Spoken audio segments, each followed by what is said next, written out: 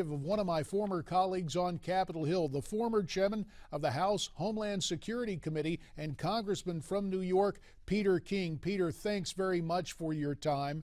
Thank you, J.D. We really appreciate it. We want your insights on this. This is the second terror-related attack against soldiers in Canada this week. Again, the perpetrator appears to have been on what Canadian authorities call their watch list. They'd already revoked his passport, and they called him a high-risk traveler. What else do you know about the alleged perpetrator there in Ottawa? Well, that's basically what we know on him. I mean, more is being looked at the fact of his conversion. What has to be looked at now is, did he have any contact with the person who carried out the killings just several days before of the Canadian soldier, whether or not he's had any contact with anyone in the U.S. And really the overriding issue here right now is that we have to face up to the reality of Islamic terrorism and the fact that it is in our countries, Canada, the United States, obviously in Europe. And this is, anyone who thinks this is a coincidence is crazy. I mean, right now you have ISIS telling their people in Canada and the United States to carry out these attacks. You have two Muslim converts within a matter of days carry out attacks against the Canadian military, and then yesterday, the military and the parliament itself. We know that in the U.S. we are on not an official heightened level of alert, but I can tell you that federal law enforcement, state law enforcement, very, very concerned about these attacks that could come within the United States. And well, we can have all of the technology in the world.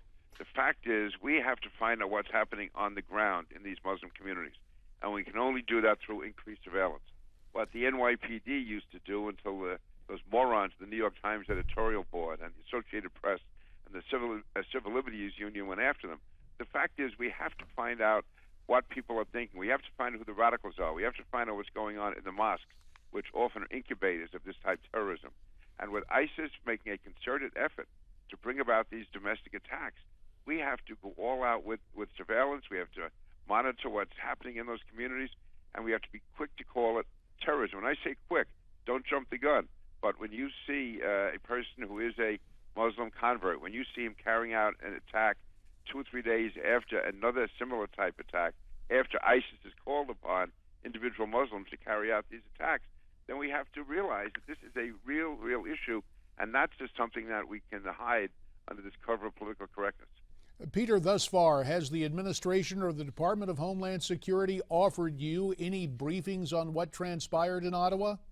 No, I haven't. Now, in fairness, I'm not the chairman anymore. I do have my own sources in federal and local law enforcement who have been very helpful to me. And let me just say, I have found Secretary Jay Johnson to be a very good secretary. I have no problem at all with him. I would assume that they're in contact with Chairman Mike McCall. So, no, I have not gotten any official briefing from Washington, but I'm not holding that out as any type of complaint. I want to say one of the good appointments this administration has made. Understood, Peter. And we don't want in any way to spark some sort of political squabble in the wake of the terror attack. There is a concern I have with Jay Johnson. Tell you what, on the other side of the break, we'll pick back up this conversation.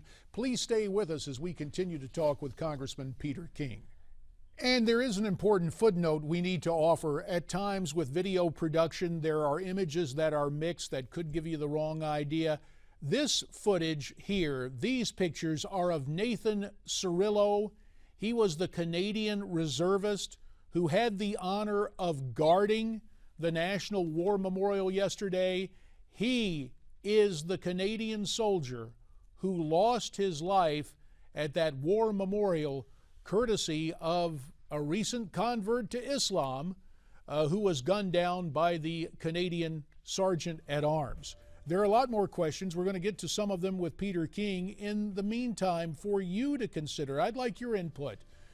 The chances of copycat cases of violence. We've seen 2 attacks in Canada. Do you think something might happen here? Why don't you tweet me your comments at Newsmax TV, #America's Forum, and we'll be right back.